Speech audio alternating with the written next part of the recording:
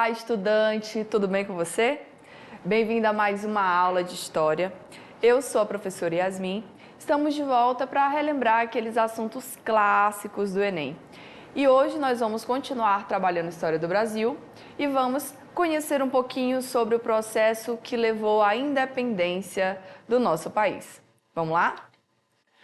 Bom, a independência do Brasil, ela não vai ser algo que vai acontecer da noite para o dia. Temos um longo processo que vai levar a esse movimento, né? Então, vamos entender quais foram as causas ou as influências que vão levar à independência do Brasil. Primeiramente, as ideias iluministas, né? Que a gente já estudou numa aula anterior. As ideias iluministas, elas trazem a ideia de liberdade, principalmente, né? A ideia de república, a ideia de independência.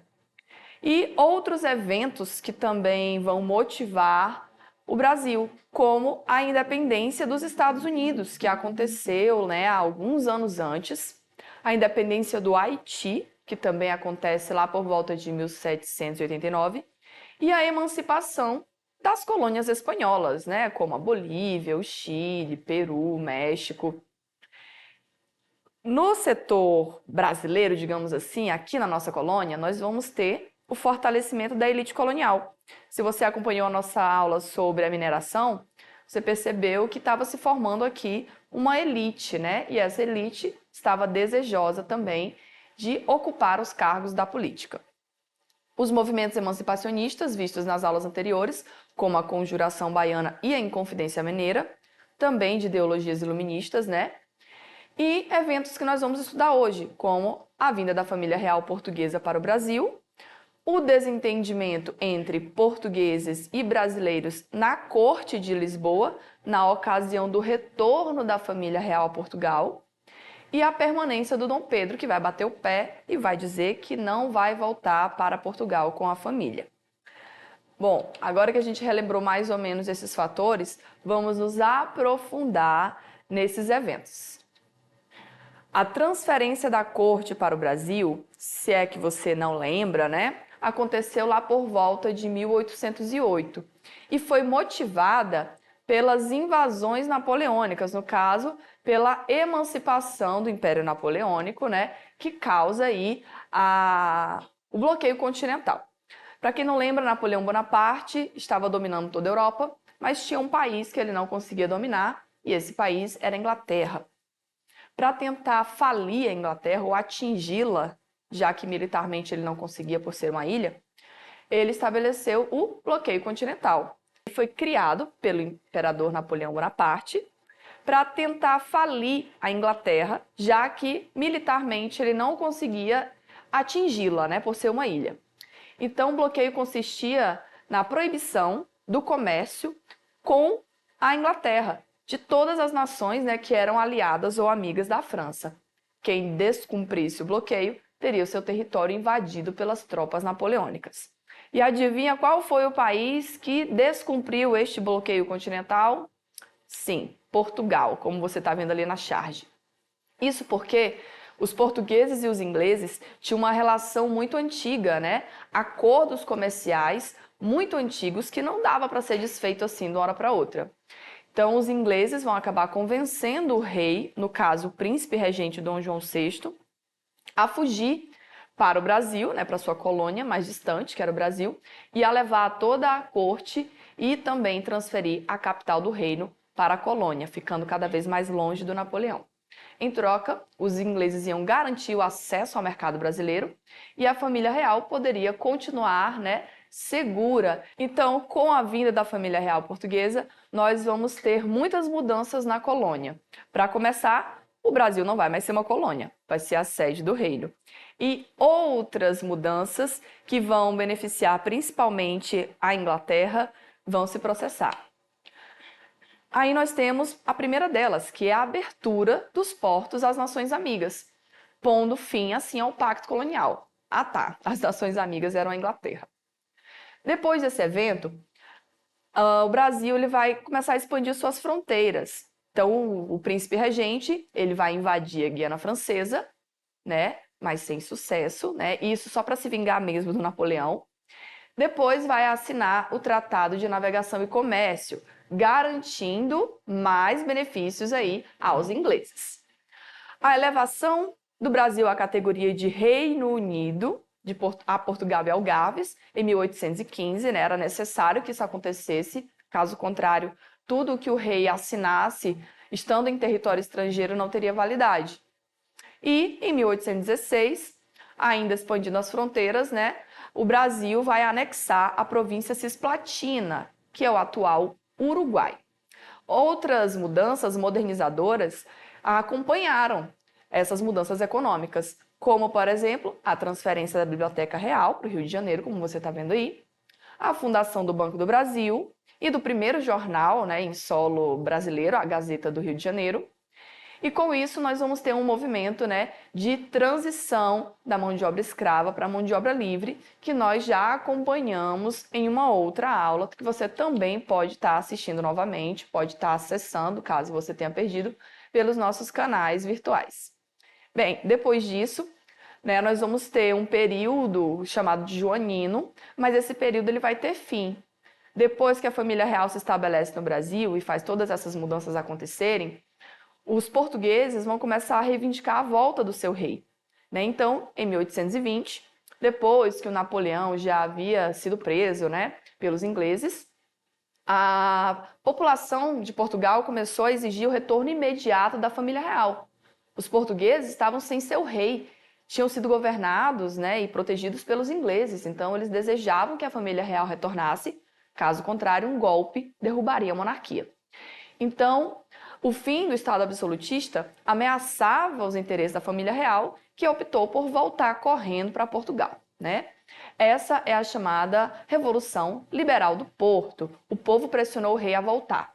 E mais, o povo português elaborou uma constituição e obrigou Dom João VI a retornar para Portugal sob, né, o princípio de respeitar essa constituição. Então agora ele é um monarca constitucionalista. A partir daí, a partir dessa mudança, com a volta da família real portuguesa para o seu estado-nação, né, Portugal, nós vamos ter o início de um processo, né, que é a emancipação do Brasil. Tudo isso vai levar à independência. Por quê? O Dom João VI ele volta, leva a família real, mas o seu filho mais velho, o herdeiro, Dom Pedro I, decide que não vai voltar. Ele vai se aliar aos grupos políticos emancipacionistas e vai perceber ali uma oportunidade de fazer o nome dele, né? De ficar aqui agora como imperador e não como apenas um príncipe. Por isso nós vamos ter esse início, né? O dia do fico, né? Que está aí em destaque, que você está vendo, é o famoso dia do fico que a gente aprende na escola desde criancinha, né? E vai ser aquele episódio que Dom Pedro anuncia publicamente que vai desobedecer às ordens de seu pai, né, e da corte portuguesa, não vai voltar para Portugal e vai permanecer no Brasil.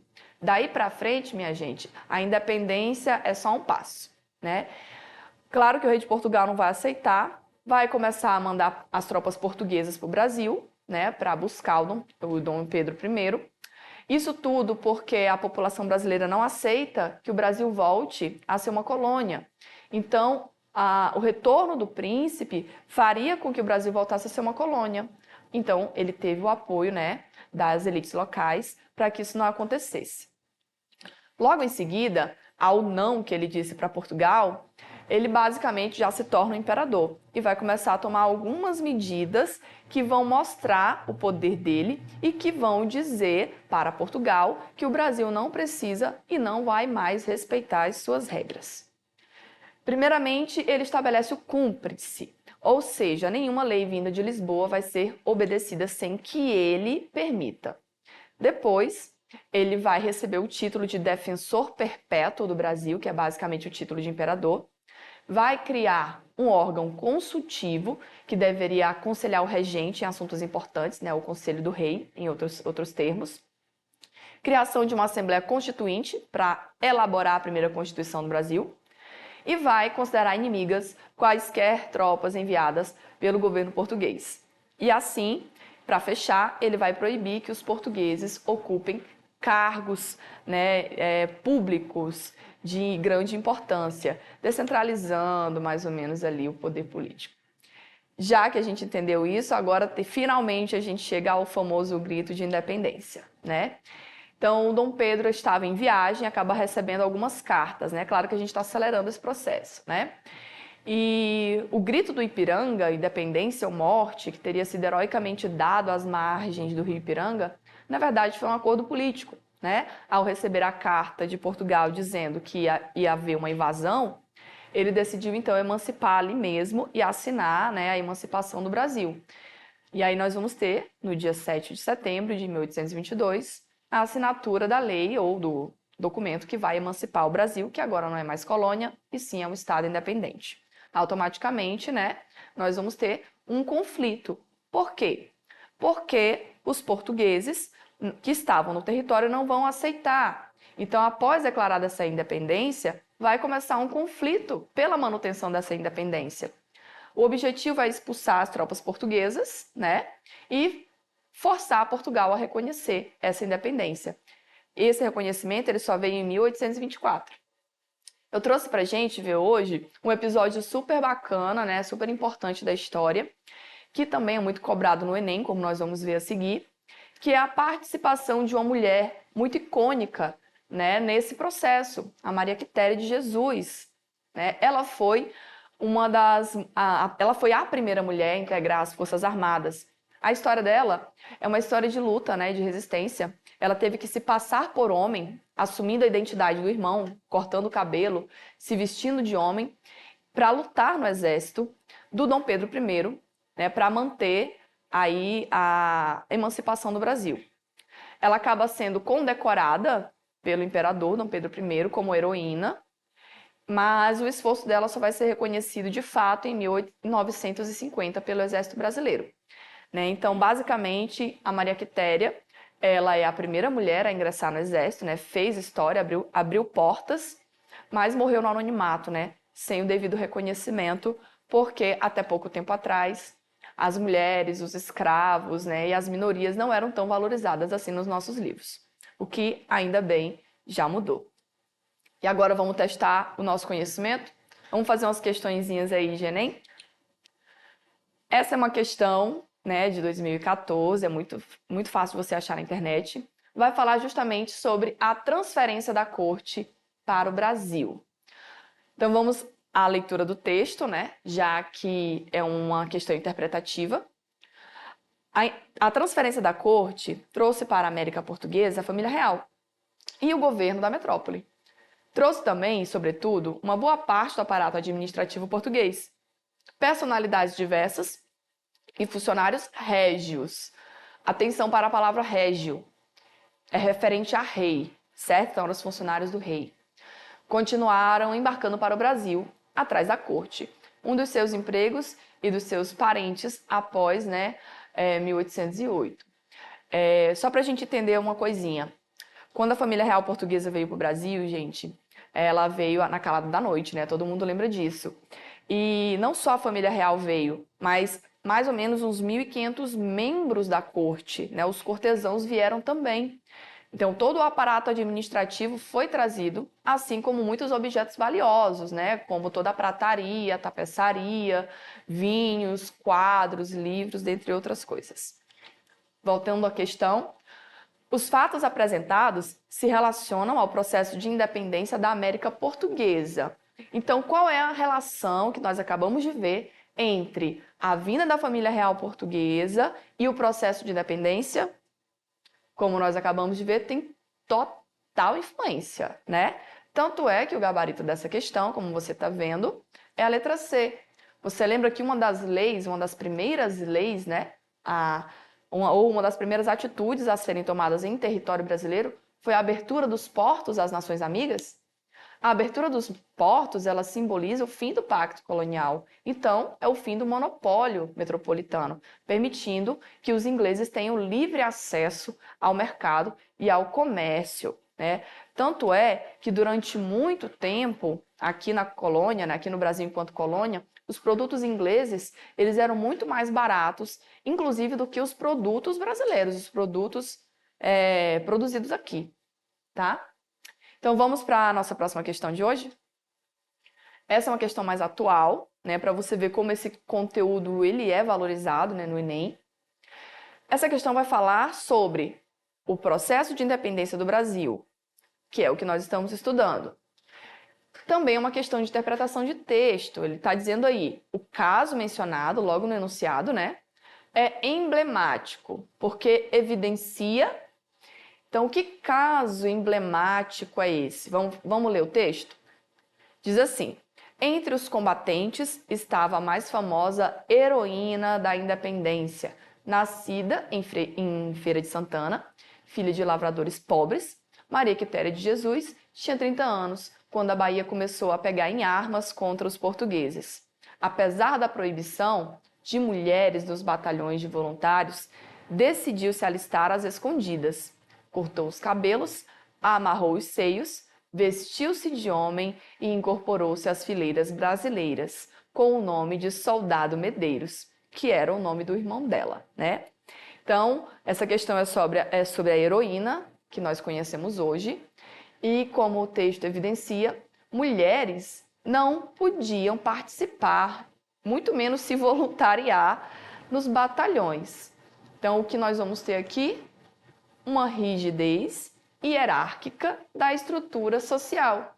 Lembrando, como nós vimos nas aulas anteriores, né, de Brasil Colônia, é uma sociedade patriarcal, é uma sociedade hierarquizada. Então, não pode ser a letra A que fala sobre a inserção feminina nos ofícios militares. Tanto é, minha gente, que a Maria Quitéria, ela foi expulsa de casa, né? O pai dela a deserdou, porque ela era uma mulher muito subversiva, né? Ela não aceitava as regras estabelecidas, não aceitava o fato de, por não ser mulher, não poder participar. E ela foi expulsa, né? Ela foi renegada pela família. Tanto é que acabou não tendo direito à herança do próprio pai, né? Que era fazendeiro também. Bom, gente, muito obrigada pela atenção de vocês, né? Estamos chegando ao final de mais uma aula de história. Temos muita coisa bacana para ver ainda.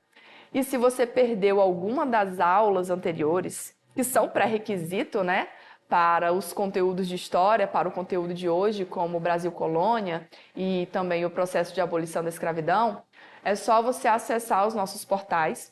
O link está aqui na tela, né? E você pode visualizar essa e outras aulas, minha, de outros professores, tá? E se preparar melhor para o Enem. Então, fique aqui com a gente, fique bem e até a próxima!